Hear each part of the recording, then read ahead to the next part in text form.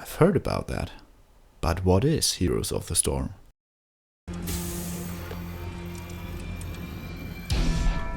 Heroes of the Storm is a so-called MOBA developed by Blizzard Entertainment, who are well known for their famous game franchises like Warcraft, Starcraft or Diablo. But what does MOBA mean? A MOBA is a multiplayer online battle arena, which describes a video game where a limited amount of players fights in two teams against each other. These teams are built up of 5 players on each side.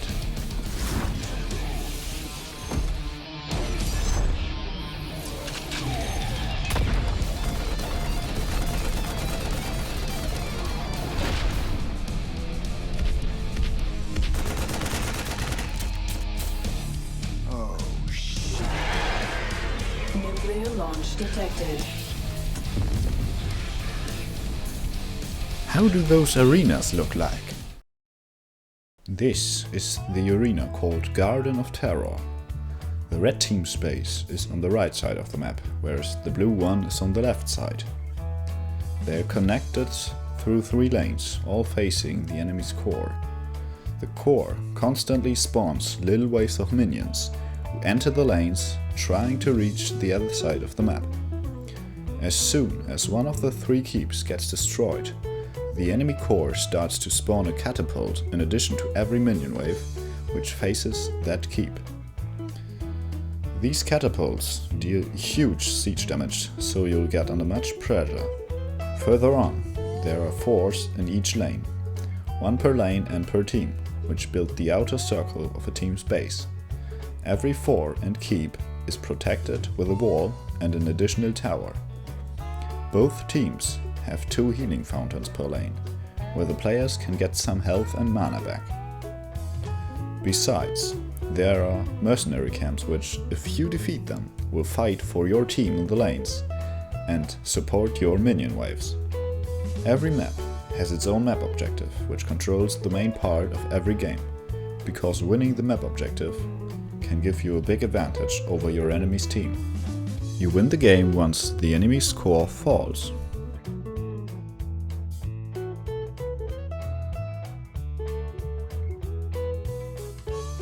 What do I have to do to achieve this goal? At the very first of every match, the player can choose the character he wants to play with. They are called heroes. All of these heroes originally come from Blizzard's own games like Warcraft, Starcraft, Diablo, Overwatch and The Lost Vikings, which are currently a total of 55 heroes. Heroes are divided into 4 classes: Tank, Support, Assassin and Specialist. Tanks are heavy frontliners. They can deal with a lot of damage before they die. The player who plays the tank role initiates fights and is the last one who leaves a fight, because he has to make sure every member of his team survives. He's also pressuring the opponent's backline, so they can't deal too much damage to his own team. Some may assert that tanks are the smartest players, but that's for sure depending on the tank himself.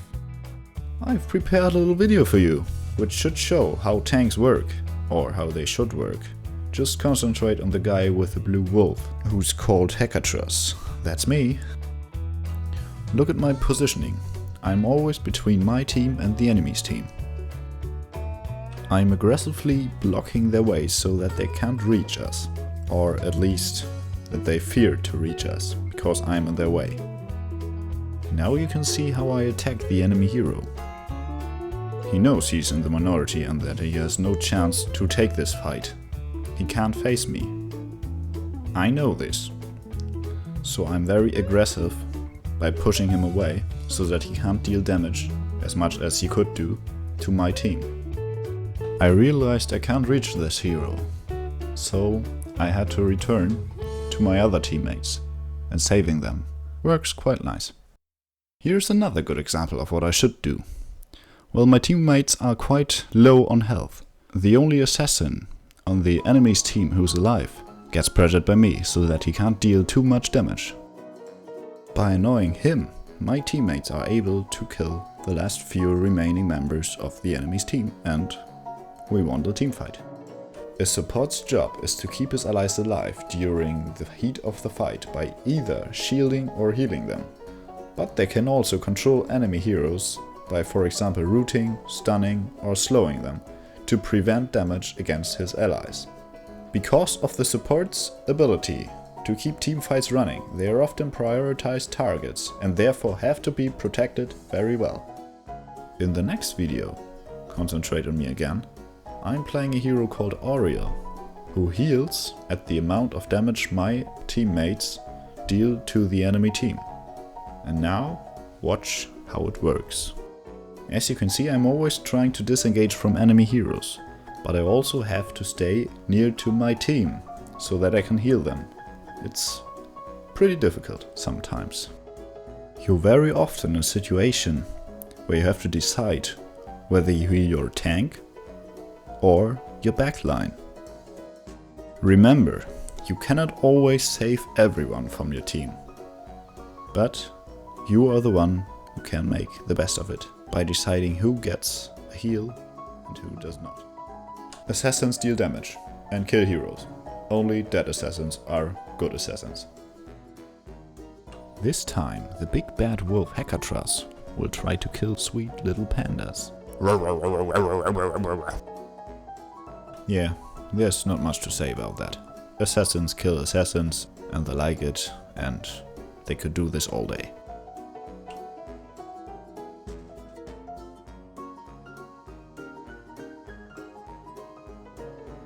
Stitches wanted to play, but the big bad wolf does not, and so he killed Stitches. Easy life. Here we can see a classic example of trading heroes. On the red team, only the big bad wolf Hecatras died. The blue team lost 3 members. Very sad. And now we can see an epic battle between Sweet Little Panda and Big Bad Wolf.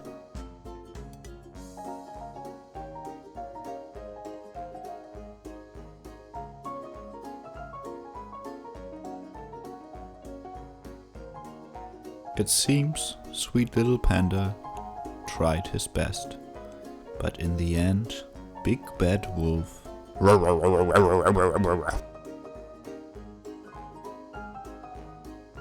Specialists are strange. They are Blizzard's way to tell you, hey, we're a little crazy. In general, they are masters of lane control and can even dominate 2 lanes at once. Clearing minion waves or destroying forts, towers, etc. is easy for them. They're like small children, never ever leave them alone, because they'll cause much trouble. Be aware of them in teamfights, because otherwise they can wipe your whole team. In this replay I am playing a specialist called Sagara, and what we do is fighting the boss. But even before we killed it, I left the place through my Nidus network. I can place multiple Nidus networks on the map, and I can travel from one to another. The distance does not matter. And that is what makes Sagara extremely powerful, because she can switch lanes so fast. Her ability to appear everywhere on the map is such a strong tool. The Nidus network does not only shorten travel distance to 0, it also heals Sagara. Combined with her basic abilities, she's a strong tool to push lanes and destroy buildings very fast.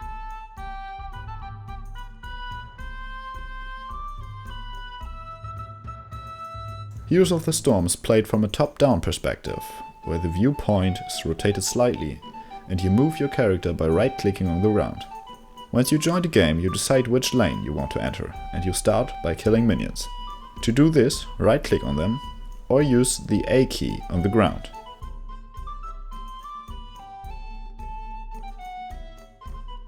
In addition to this, use your hero abilities, which you can activate by clicking the Q, W, E, R and D key. Every killed minion and destroyed building gives experience to your whole team.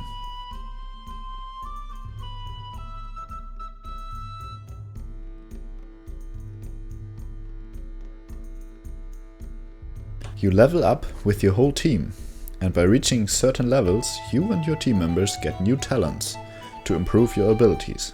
Reaching level 1, 4, 7, 10, 13, 16 and 20, you unlock those talents, whereas level 10 is special, because it unlocks your heroic ability, which is set on the R key and is very powerful. Heroic abilities are often a hero's strongest tool to control a teamfight, which, when timed and positioned correctly, can turn the whole teamfight or end it right from the beginning. In this last video, you have to concentrate on MacLeod. He is playing Gaslow, the small goblin with a robot on his head. We killed another hero of the enemy's team, but then Gaslow set up a very good combo with his heroic ability Gravel Bomb, which killed 2 members of my team. This turned around the whole team fight and we were forced to flee, otherwise we could have gotten that keep and maybe won the game. Because of the strength of heroic abilities, they need much time to refresh before you can use them again.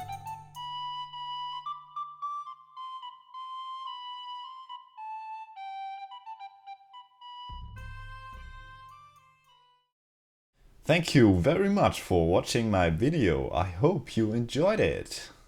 I want to give a huge shout out to the team behind Heroes of the Storm. It's an amazing game and I absolutely love it. Well, have a nice day and I'll see you soon in the Nexus.